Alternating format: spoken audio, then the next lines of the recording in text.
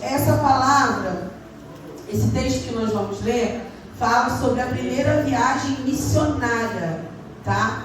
E aí você pergunta, poxa, no culto de família, primeira viagem missionária. Entenda que todos nós estamos debaixo de uma missão. Amém. A partir do momento que você entregou sua vida para Jesus, você já está debaixo de uma missão. Sabia disso? Todos nós estamos debaixo de uma missão. Então entenda essa palavra não só no que diz respeito à obra, né, de igreja, a obra do Senhor, mas toda a obra, porque toda a obra é do Senhor. Entenda, a partir do momento que você casou, você assumiu uma missão. O próprio apóstolo Paulo fala disso: os solteiros cuidam das coisas do Senhor, mas o casado precisa dar conta das coisas de casado. Então, a partir do momento que você se casou, você assumiu uma missão. A missão de construir um casamento, de construir uma família, de exercer o seu papel de marido, de exercer o seu papel de esposa. Você gerou filhos, você assumiu mais uma missão. A missão de criar filhos, educar filhos, de construir uma família. Então você que casou, que tem filhos, você está debaixo de uma missão. Muitas vezes até os nossos estudos, a nossa vida profissional também está debaixo de uma missão. Então entenda, todos nós estamos debaixo de uma missão. E quando nos colocamos disponíveis para o Senhor, quando nos colocamos, eis-me aqui, Senhor. Ontem eu ministrei numa igreja sobre o tema segundo o coração de Deus. Mulheres segundo o coração de Deus. E quando a gente vai para a palavra, e esse texto mesmo fala sobre isso, Paulo cita Davi como um homem segundo o coração de Deus. E diz que ele foi chamado segundo o coração de Deus porque ele executou toda a vontade de Deus. Executar a vontade de Deus é um desafio. Mas nós que estamos debaixo de uma missão, precisamos entender que estamos aqui para executar a vontade de Deus. Amém, queridos? É desafiador cumprir a sua missão de esposa? É desafiador cumprir a sua missão de marido? É desafiador cumprir a sua missão de mãe, de pai, de cidadão, de homem, de mulher, de filho? É desafiador cumprir sua missão de servo do Senhor, de luz da terra, de sal do mundo? Todos nós estamos debaixo de uma missão, e toda missão traz desafios. Quantos têm desistido da sua missão? Tem pessoas que já desistiram. Eu estou em casa, mas eu já desisti de ser esposa há muito tempo. Eu estou só empurrando esse casamento com a barriga. Eu estou na minha casa, mas eu já desisti de ser marido. Eu já desisti de ser o sacerdote do meu lar. Eu estou lá, faço o que dá, não me esforço mais do que preciso. Eu estou indo, eu dou o que tenho, faço o que posso. Pessoas que desistiram da sua missão. Pessoas que estão fazendo o que dá, empurrando a família com a barriga, empurrando com a barriga. Ei, entenda, há uma responsabilidade sobre você. Toda escolha traz consigo uma responsabilidade. Se você decidiu casar, você assumiu uma missão. E o Senhor hoje quer restaurar no teu coração a missão que você assumiu com as decisões que você tomou na sua vida. Entenda. Se eu decidi gerar, eu assumi uma missão. Muitos estão abandonando a sua missão. Mas o apóstolo Paulo vai nos ensinar a ir até o fim da nossa missão. Vamos lá, versículo 1. E na igreja que estava em Antioquia, havia alguns profetas e doutores, a saber, Barnabé e Simeão, chamado Níger, e Lúcio, Cirineu, e Manaém, que fora criado com Herodes, o tetrarca, e Saulo. E servindo eles ao Senhor, e jejuando, disse o Espírito Santo: apartai-me a Barnabé e a Saulo para a obra que que os tenho chamado. Então, jejuando e orando, e pondo sobre eles as mãos, os despediram. Fica com a Bíblia aberta que a gente vai lendo durante a mensagem. Nesse primeiro momento, a gente vê, a igreja ali estava, eles estavam servindo ao Senhor e jejuando. Servindo ao Senhor e jejuando. De repente você é alguém que diz: mas pastora, eu não sei qual é a minha chamada, eu não sei o que Deus tem para mim, eu me sinto confuso, eu não sei qual é o meu propósito, eu não sei para que Deus me chamou. Olha só, e servindo eles ao Senhor e jejuando, ou seja, enquanto eles serviam ao Senhor, eles não passaram a servir ao Senhor depois que foram chamados, eles já serviam. Então, querido, se você quer descobrir, se você quer uma chamada específica, é no serviço ao Senhor. Continue servindo ao Senhor, faça com amor, faça com alegria, faça o que pode, faça o que dá, aonde tiver uma oportunidade vai, faça, mas sirva ao Senhor, porque é no teu serviço, na tua oração, no teu jejum, que a tua chamada começa a ser desenhada. E aí o Espírito Santo começa a te chamar para áreas específicas. Aí, e servindo ao Senhor e jejuando, disse o Espírito Santo. O Espírito Santo fala. Ouviu? Disse o Espírito Santo. Quem disse não foram os líderes, quem disse não foi ninguém. E eles estavam entre doutores, profetas, mestres, homens de Deus. Mas quem disse foi o Espírito Santo. Quem tem que falar na igreja é o Espírito Santo. Quem dá a direção para a igreja é o Espírito Santo. Quem dirige a tua casa e a tua família, o Espírito Santo. É Ele que tem que falar, é Ele que tem que direcionar. O Espírito Santo fala. E essa é a primeira coisa que você precisa entender, que o Espírito Santo fala. Amém, queridos? Você crê nisso? Amém. Você crê que o Espírito Santo fala? Amém. Oh, aleluia, glória a Deus. E aí, o Espírito Santo falou, ó, chama Barnabé e Saulo para a obra que os tenho chamado. Que coisa linda. E aí vem, eles começam a obra do Senhor, e no versículo 4, diz assim, ó, e assim estes, enviados pelo Espírito Santo, desceram a Seleucia e dali navegaram para Chipre. E chegados a Salamina, anunciavam a palavra de Deus nas sinagogas dos judeus e tinham também a João como cooperador. E havendo atravessado a ilha até Pafos, acharam um certo judeu mágico, falso profeta, chamado Bar-Jesus, o qual estava com o procônsul Sérgio Paulo, homem prudente.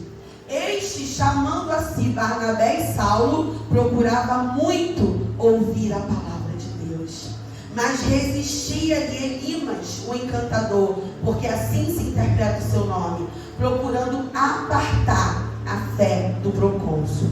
Todavia Saulo, que também se chama Paulo, cheio do Espírito Santo, e fixando os olhos nele, disse: ó filho do diabo, cheio de todo engano e de toda a malícia, inimigo de toda a justiça, não cessarás de perturbar os retos caminhos do Senhor? Eis aí, pois, agora contra ti a mão do Senhor, e ficarás cego, sem ver o pôr do sol por algum tempo. E no mesmo instante, a escuridão e as trevas caíram sobre ele, e andando à roda, buscava quem o guiasse pela mão. Então o procônsul, vendo o que havia acontecido, creu, maravilhado da doutrina do Senhor. Então, Paulo e Barnabé estão debaixo de uma missão. Eles saem, oh que maravilha, começam a pregar, e aí está tudo bem, enviados pelo Espírito Santo, anunciando a palavra nas sinagogas, João como cooperador, havia uma equipe com eles, isso é lindo, maravilhoso.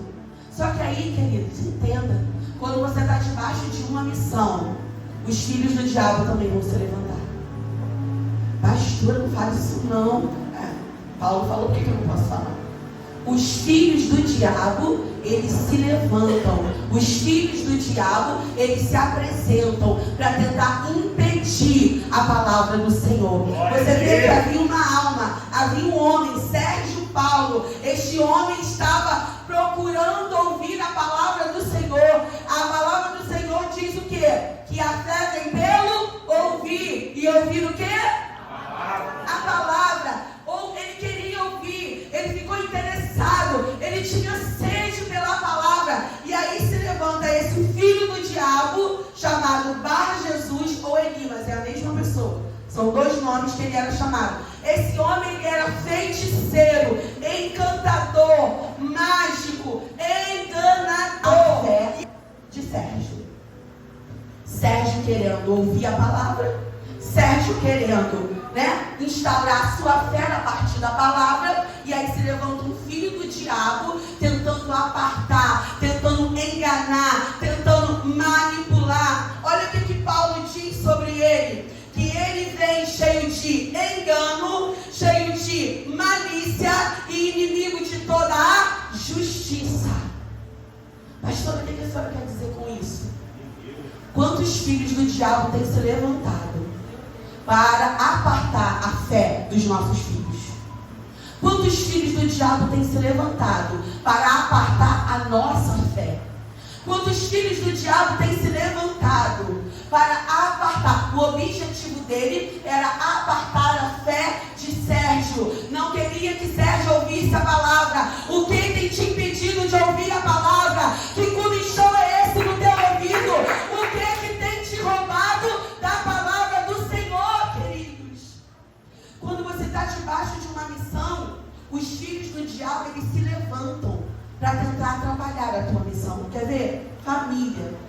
Você, mãe e pai, tenta instituir, às vezes dentro da sua casa, princípios, valores. Você ensina a palavra. Ensina, não ensina? Ensina ou não ensina? Tem que ensinar. Você ensina a palavra. Você ensina o caminho. Você educa. Mas sempre tem um filho do diabo soprando na vida, no ouvido dos teus filhos. É ou não é aí fora? É ou não é? Não é bem assim, não. Não é isso está errado. Isso, aquilo. Contestando a fé dos seus filhos. Botando em prova a fé dos seus filhos. Então entenda. Assim como o apóstolo Paulo, o Senhor te deu autoridade. Em nome de Jesus, querido. Levanta a tua mão e declare cegueira na vida dos filhos do diabo. Que eles não vejam nossos filhos. Que eles não vejam nossa casa. Que eles não vejam nossa vida. Glória a Deus. Irmãos, isso aqui não é Antigo Testamento, não, é Novo. Só no Antigo Testamento que Deus deixava cego e matava. No Novo Testamento ele também mata e também deixa cego. Porque Deus é Deus de justiça. Não se levante contra aquilo que é de Deus. Não faça isso. Não coloque a mão naquilo que é de Deus. Não se levanta contra aquilo que é de Deus. Porque, querido, tu vai pagar um preço caro. Vai pagar um preço alto. Não tente. Não funciona. Não seja um filho do diabo. Seja um filho de Deus. E aí, já vem essa experiência. Essa experiência eu acho que foi demais para João Marcos, porque ele ficou meio traumatizado depois dessa daí. Eu acho que ele pensou assim: vamos para a missão, vai ser maravilhoso, eita glória, vamos para a missão, Juninho, vamos para a missão. Aí ele chegou lá, vamos para o Dempa. Aí chegou lá e se levanta um feiticeiro, se levanta o outro, Paulo ora, o homem fica cego. Meu Deus, que isso? E aí, no versículo 13, olha o que acontece. E partindo de Pafos, Paulo e os que estavam com ele chegaram a Perge da Panfilha. Mas João, apartando-se deles, voltou para João desistiu da missão. João desistiu da comitiva. Entenda uma coisa, queridos. Nem sempre quem começou contigo vai terminar contigo. Nem sempre quem começou a missão contigo vai até o fim. Entenda que cada pessoa é uma pessoa e você não pode se frustrar. Você não pode parar. Você não pode desistir. De repente alguém começou contigo cheio de gás. Estou contigo. Vamos lá. Vamos embora. Vamos até o final, mas no meio do caminho, por algum motivo, João Marcos não suportou, não aguentou e disse: vou embora, vou voltar, vou retornar. Mas eles continuaram. Diga: eu vou continuar. Diga: eu vou continuar. Porque na missão isso acontece, queridos.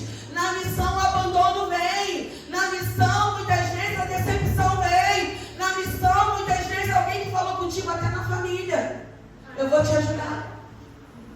Aí tu fala assim: não vou te ajudar, vai dar certo, eu vou ficar contigo. Na primeira prova, querido, não coloque a tua confiança no homem, coloque no Senhor. O ser humano é falho. E eu não estou estimulando você a ter raiva de pessoas, porque se você se decepcionou, errado é você, que botou a tua expectativa em alguém que é falho, que é ser humano. A nossa expectativa tem que estar no Senhor, porque todo ser humano está sujeito a errar, a falhar, a prometer e não cumprir. Não é legal, não é, mas acontece. Então entenda, não, se você entrou numa missão, se você tem gente que casa. Eu conheço pessoas que casaram por conta de influência de amigos. Todo mundo do grupo está casando, bora, casou. Casou e virou infeliz. Extremamente infeliz.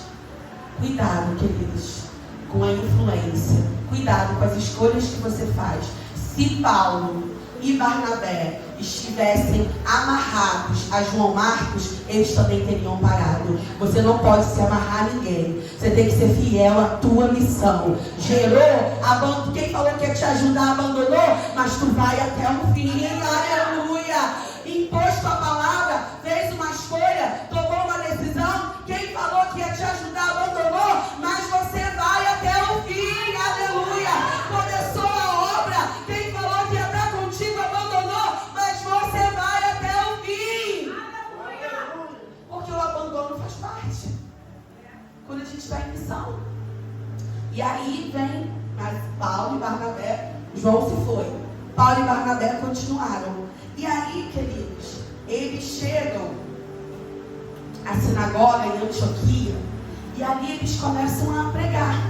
Paulo entra na sinagoga num sábado e começa a pregar a palavra.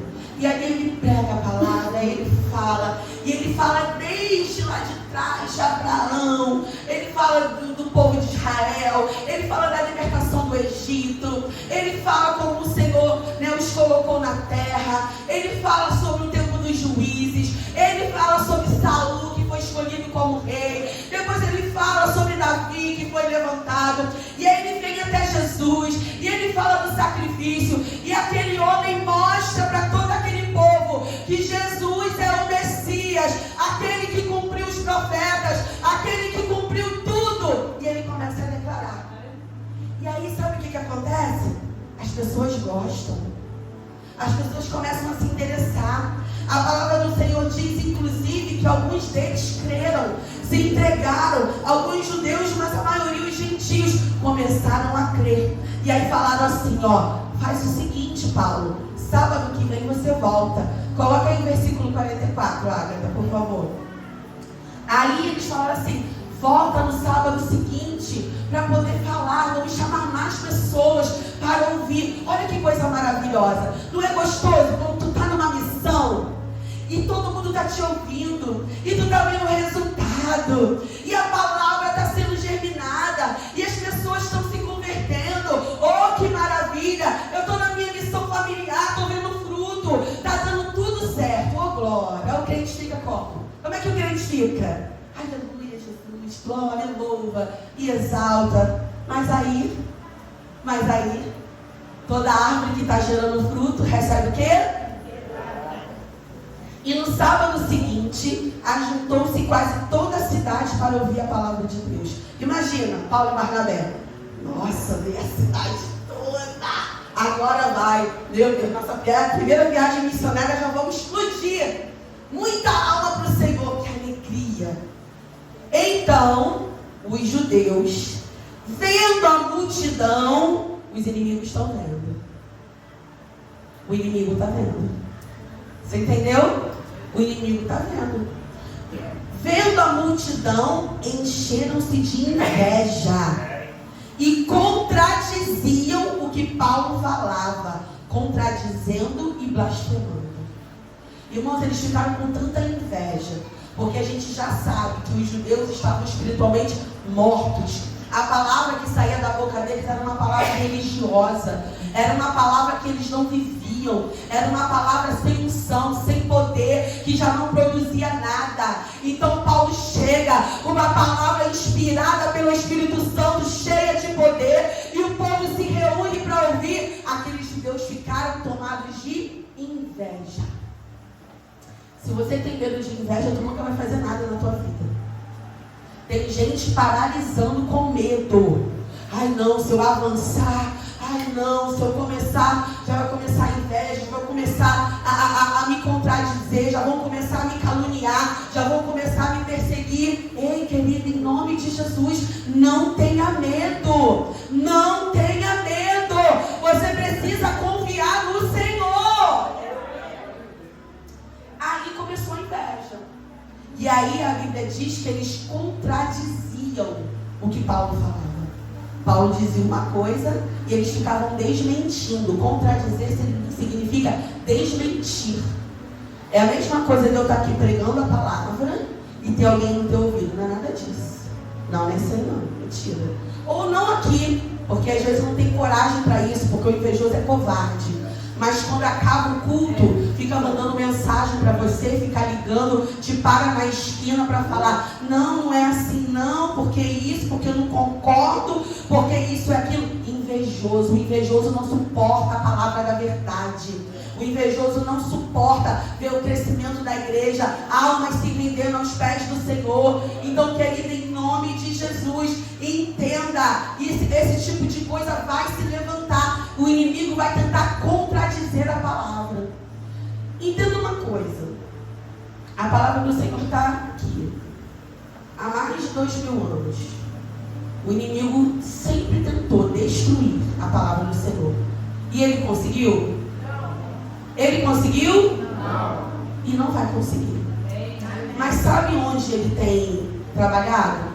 Se ele não pode mudar, ele não conseguiu destruir. E muitos, enviados de Satanás, tentaram destruir a Bíblia, acabar com a Bíblia Sagrada, mas nunca conseguiram. A história conta isso. Nunca conseguiram, porque é a palavra de Deus.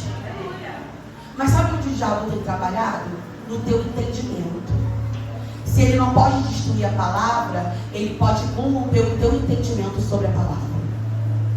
Se ele não pode destruir a palavra, ele pode contradizer o seu entendimento. Ele pode corromper o seu entendimento, para que você comece a ter um entendimento distorcido da verdade da palavra. E é por isso que a gente vê hoje tantas coisas abomináveis chamadas de evangelho e não são, porque homens e mulheres têm tido seu sentido corrompido, uma interpretação falsa, corrompida das verdades da palavra do Senhor. Mas a Bíblia já dizia isso, que nos últimos tempos, por não suportar a sã doutrina, eles teriam comichões nos ouvidos. Você entende isso?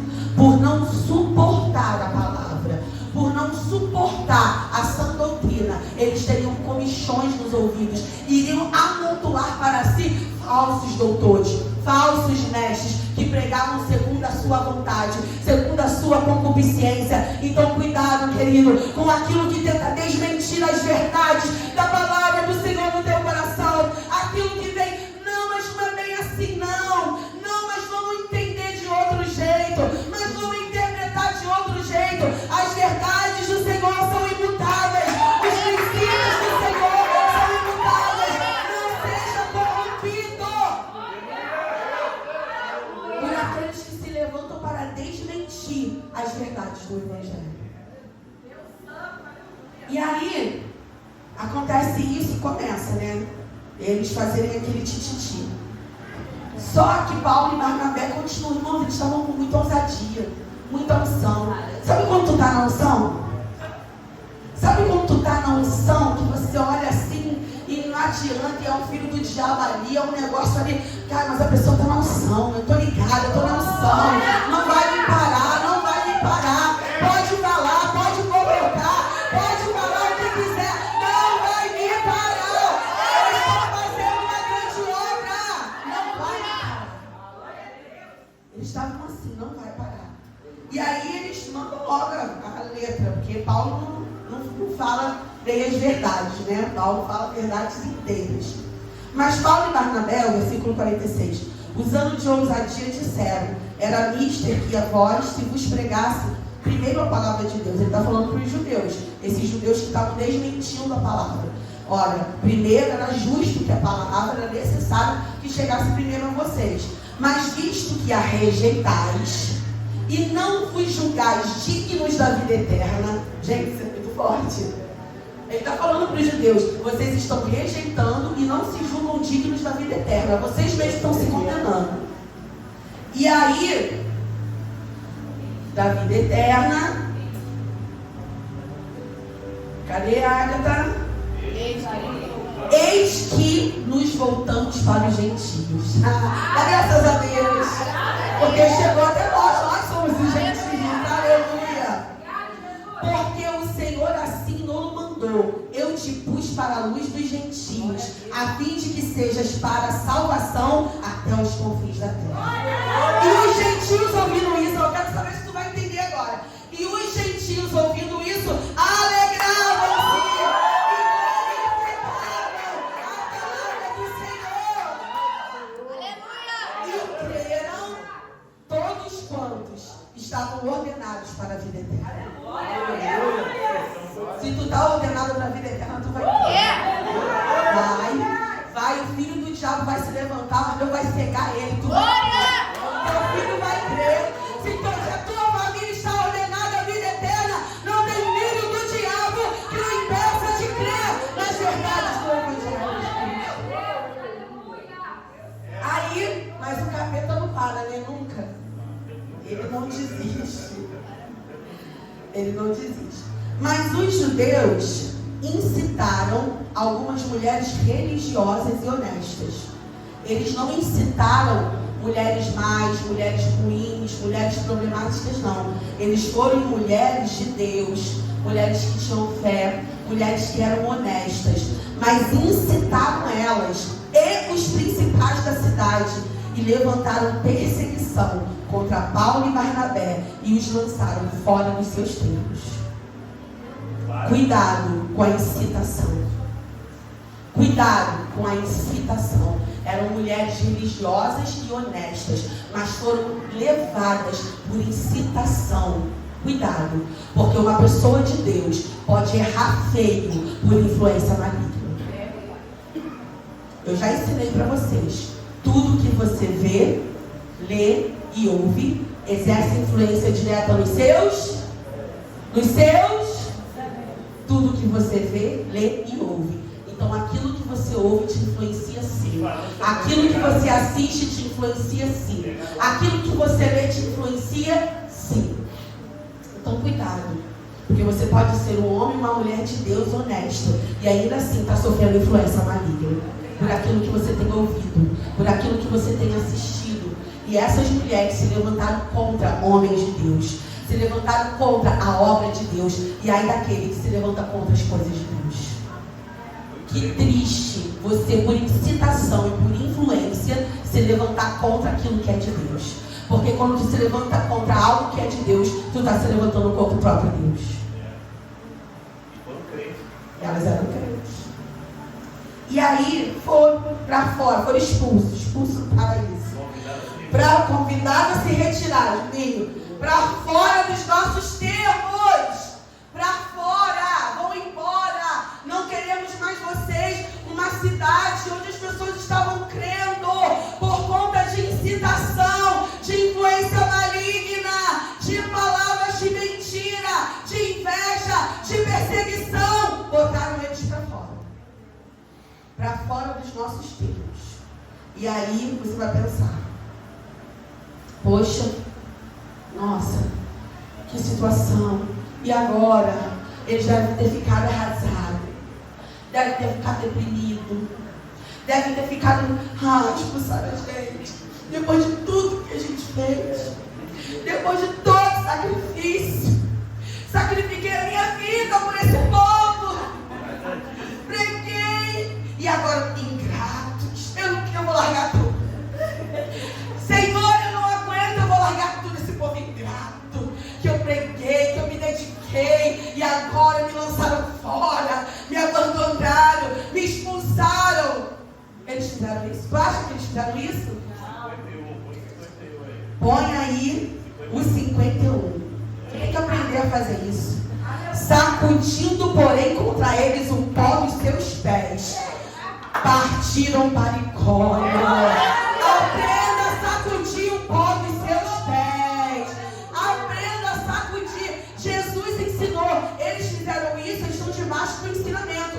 Jesus falou: se vocês chegarem numa cidade, pregar, e eles não quiserem, sacuda o pó da sandália e vai para outra, porque para eles haverá rigor e condenação. Quem vai ficar? Cuidado, que essa coisa de não, que tem que ficar. Não, irmãos, prega a palavra da verdade. Prega a palavra. Tu está debaixo de uma missão, cumpre a tua missão. Quer? Glória a Deus. Não quer? Sacode o pó dos pés e vai pregar para outro. Vai pregar em outro lugar. Vai pregar para quem quer. É a Bíblia que diz. Aí fica lá naquela sofrência, não. E aí o versículo 52 é o mais incrível. Meu Deus, eles vão carregar no ressentimento, ficar raro, cara. E detalhe, tá? Volta lá no 51. Sacudir contra eles o pó dos seus pés não é ficar segurando amargura e ressentimento, não. Porque isso é humano. Aí você está trazendo a glória para você. Como assim, pastor? Sim, não quiseram me ouvir, me magoaram, me expulsaram, não honraram, não reconheceram o meu ministério. Não me chamaram para sentar na cadeira do púlpito. Não honraram o meu ministério. Querido, isso tudo é vaidade, soberba, orgulho, glória pessoal. Não foi você que foi rejeitado, não. Foi o nome de Jesus. Não foi você que foi rejeitado, não. Foi a palavra de Deus. Para de ficar trazendo para você aquilo que não é teu. Quando tu está debaixo de uma missão, tu representa o próprio Deus. E quem rejeita aquilo que vem de você, está rejeitando a Ele. Não traga para você, entrega para Ele. É dele. Para com essa história de tudo levar para o pessoal. Tudo leva para o pessoal. Tudo é porque fez para mim, porque tentaram fazer isso comigo. Não é sobre você, é sobre aquilo que você carrega. Não é sobre você, é sobre a palavra que você prega. Não é sobre você, é sobre o Jesus que você anuncia. É sobre a luz do Espírito Santo que está sobre você, a glória dele. Para com essa história de achar que tudo é contra você. É tudo sobre ele. Ele que era para ficar ressentido, não fica. Aí você, bobo, está ressentido com a pessoa. Rejeitou a tua palavra. Não pegou. Tem gente que faz assim, tá? Não pegou meu folheto. Maldito.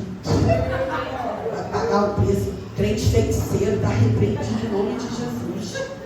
Não pegou meu folheto. Tu vai ver. Aí tu se ressentiu com a pessoa. Jesus já perdoou, Jesus ama. Jesus vai lá, salva, dá mais uma oportunidade. Leva para o céu e tu fica com o teu ressentimento. Então entenda. Sacudir o pó não é carregar ressentimento. Sacudir o pó não é, que se exploda vocês aí e vão embora. Não é isso, não. Não é isso que Jesus está ensinando, não.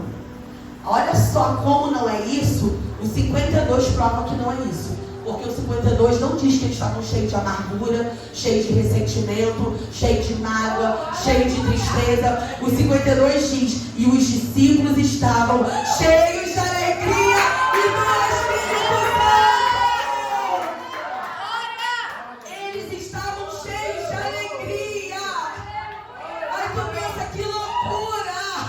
Foram invejados, perseguidos, expulsos, passaram por tudo isso. Mas sabe por que eles estavam cheios de alegria? Porque a alegria deles está em cumprir a vontade de Deus, em cumprir a missão que te foi proposta, em ser fiel naquilo que o Senhor colocou na tua mão. Queridos, cuidado para você não ficar com o olhar